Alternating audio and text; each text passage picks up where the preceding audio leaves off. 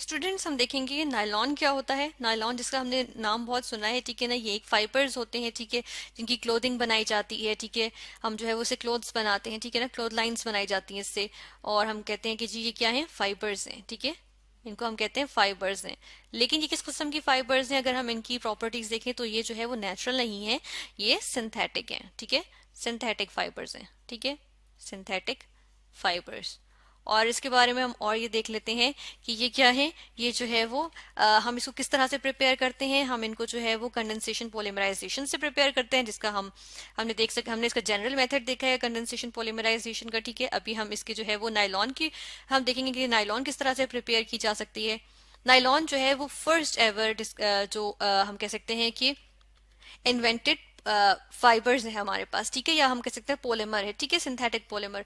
तो जिसको हम कहते हैं कि जी ये हमारे पास जो है वो न्यूयॉर्क में, ठीक है, न्यूयॉर्क में और लंदन में एट द सेम टाइम ये जो है वो इन्वेंट किया गया, ठीक है ना। इसको नायलॉन को बनाने का मेथड जो है वो डिस्कवर किया गया। तो हम इसकी इसीलिए इसका नाम जो है वो न्यूयॉर्क से NY लेते हैं, ठीक है, और लंदन से LON। तो ये हमारे पास क्या चीज आ जाती है, नायलॉन, ठीक है ना। इस तरह से हमारे पास जो है इसका नाम है नायलॉन, ठीक है। तो हम ये देखते हैं, हमने कहा जी ये क्या है, ये जो है वो कंडेंसेशन पॉलीमराइजेशन का जो है वो प्रोडक्ट है, ठीक है। तो हम यहाँ पर लिखते हैं कंडेंसेशन पॉलीमराइजेशन, ठीक है। और हम देखेंगे किस तरह से कंडेंसेशन पॉलीमराइजेशन होती है। कंडेंसेशन पॉलीमराइजेशन, ठीक है। पॉलीमराइजेशन हमने कहा था सिंथेसिस करते हैं हम पॉलीमर्स की। पॉलीमर्स क्या होते हैं, हमने कहा था जी स्पेसिफिक यूनिट्स जो हैं वो बार बार रिपीट हों तो फिर हम कहते हैं कि जी वो एक बड़ा सा मॉलिक्यूल बना देते हैं, जिसको हम कहते हैं कि जी वो पॉलीमर है। और इसकी सिंथेसिस को हम कहते हैं पॉलीमराइजेशन, ठीक है। और कंडेंसेशन पॉलीमराइजेशन में हमने क्या कहा था कि हमने कहा था जी टू मॉलिक्यूल्स होते हैं, ठीक है, टू डिफरेंट मॉलिक्यूल्स होते हैं हमारे पास, ठीक है, टू डिफरेंट मॉलिक्यूल्स, ठीक है। और उन टू डिफरेंट मॉलिक्यूल्स को हम क्या करते हैं जी, उनकी जो है जब वो कंबाइन करते हैं, ठीक है, हम वो इस पे लिखेंगे कि वो कंबाइन करते हैं तो क्या करते हैं जी, यहाँ पर हमारे पास क्या होता है, लॉस ऑफ स्मॉल मॉलिक्यूल होता है, ठीक है, लॉस ऑफ स्मॉल मॉलिक्यूल, ठीक है। किसी तरह के स्मॉल मॉलिक्यूल जो थोड़े से एटम्स से मिलके बने हो, ठीक है। जिस तरह से हमारे पास वाटर मॉलिक्यूल आ गया, या कार्बन डाइऑक्साइड का मॉलिक्यूल, या अमोनिया का, मीथेन का, ठीक है ना, छोटे छोटे मॉलिक्यूल्स आ जाते हैं। और हमारे पास क्या चीज आती है, हमारे पास आ जाता है हमारा पॉलीमर, ठीक है।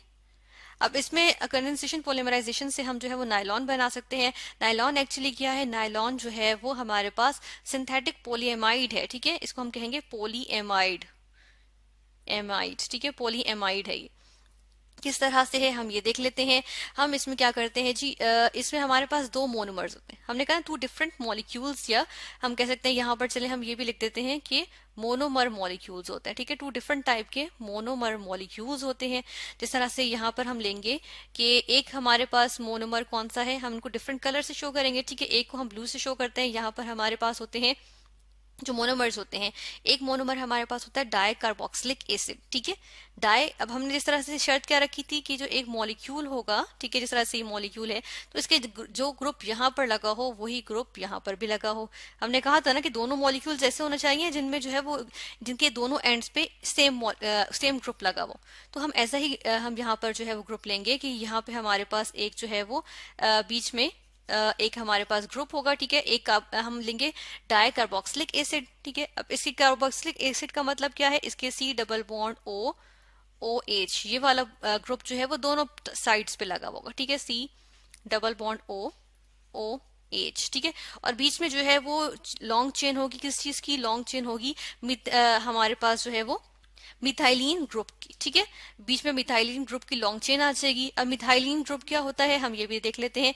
मिथाइलिन ग्रुप हम यहाँ पर देखते हैं कि CH2 ग्रुप, ठीक है, जिसके दोनों एंड्स पे मजीद हम जो है वो बॉन्डिंग कर सकते हैं, दो बॉन्ड्स और बना सकते हैं, क्योंकि कार्बन 4 बॉन्ड्स बना सकते हैं ना, और उसने अभी सिर्फ दो हाइड्रोजन्स के साथ बनाए हुए। तो इसको हम कहते हैं जी मिथाइलिन ग्रुप, ठीक है। तो long chain of methylene group यहाँ पर बीच में आ सकती है हमारे पास इस डाइकार्बोक्सिलिक एसिड में, ठीक है। ये हम कहते हैं जी क्या है, डाइकार्बोक्सिलिक एसिड, ठीक है, डाइकार्बोक्सिलिक एसिड आ गया, ठीक है ना। अब इसका क्या होता है जी, रिएक्शन होता है, किसके साथ रिएक्शन होता है ये हम देखते हैं। इसका रिएक्शन होता है डाई एमीन के साथ, ठीक है, यहाँ पर हम लिखेंगे डायमीन। इसी तरह बिल्कुल बीच में हमारे पास यहाँ पर आ जाता है, ठीक है ना। अब मिथाइलिन ग्रुप्स बहुत सारे हो सकते हैं बीच में, ठीक है, लॉन्ग चेन हो सकती है मिथाइलिन ग्रुप्स की। और यहाँ पर क्या होगा, मिथाइलिन सॉरी अमीन ग्रुप में क्या होता है, एक हाइड्रोजन लगा होगा इस तरह से, ठीक है, और एक हाइड्रोजन इस तरह से, क्योंकि नाइट्रोजन तीन बॉन्ड्स बना सकते हैं ना, तो एक इसने जो है वो मिथाइलिन की लॉन्ग चेन के एक कार्बन के साथ बनाया जो एंड पे था, ठीक है, और बाकी इसने दो जो है वो हाइड्रोजन के साथ बनाए। तो ये हमारे पास क्या आ गया, अमीन। लेकिन अमीन ग्रुप, ठीक है, अब दोनों तरफ अमीन ग्रुप लगा हुआ है, तो ये हमारे पास क्या चीज आ जाएगी, डाई अमीन ग्रुप, ठीक है। या हम आ गया हमारे पास डाई अमीन ग्रुप। यहाँ पर इसको भी लिख देते हैं, मेंशन कर देते हैं, डाई अमीन ग्रुप, ठीक है। ये डायमीन या ग्रुप नाम भी लिखते चले, NH2 हमारे पास, यानी कि इतना पार्ट हमारे पास एमीन ग्रुप है ना, तो हम क्या कर रहे हैं जी, पूरा ये जो है ये डायमीन कहलाएगा, ठीक है। अब होगा क्या कि यहाँ पर हमारे पास रिएक्शन होगा, ठीक है। रिएक्शन किस तरह से होता है कि जब इनकी कॉम्बिनेशन होगा, हम इनका कॉम्बिनेशन नीचे मेंशन करेंगे, ठीक है ना।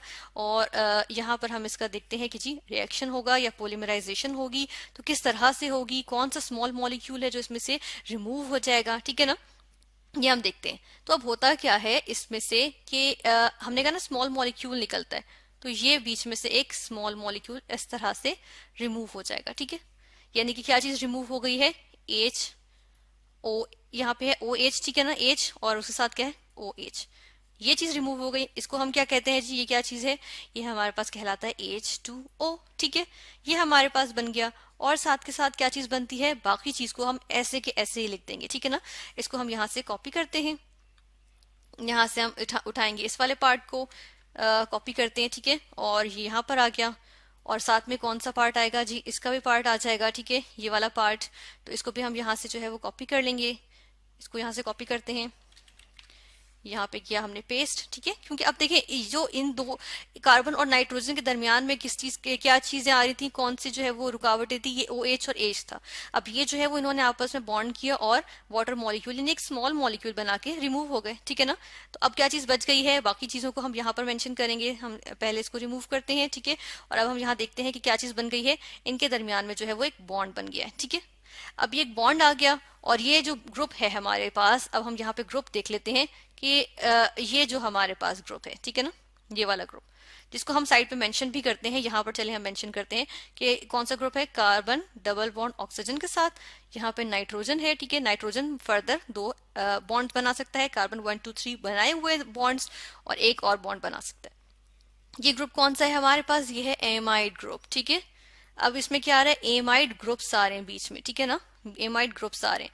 तो एमाइड ग्रुप्स आने की वजह से इसको हम क्या कह रहे हैं कि ये पोली एमाइड कहलाता है, ठीक है। यानी नायलॉन क्या है, पोली एमाइड, ठीक है ना। तो इसमें हम यहाँ पे एक और चीज देख लेते हैं कि यहाँ पर चूंकि OH जो है, अब यहाँ पे भी और मॉलिक्यूल्स होंगे, ठीक है, यहाँ पर भी और मॉलिक्यूल्स होंगे, ठीक है ना। तो ये वाला OH जो है वो भी रिमूव्ड होगा, यहाँ का हाइड्रोजन भी रिमूव्ड होगा, बल्कि ये चीज क्या हो रही होगी, ये चीज हम देखते हैं कि जी हमारे पास रिपीट हो रही है, ठीक है, ये पार्ट रिपीट हो रहा है, ठीक है ना।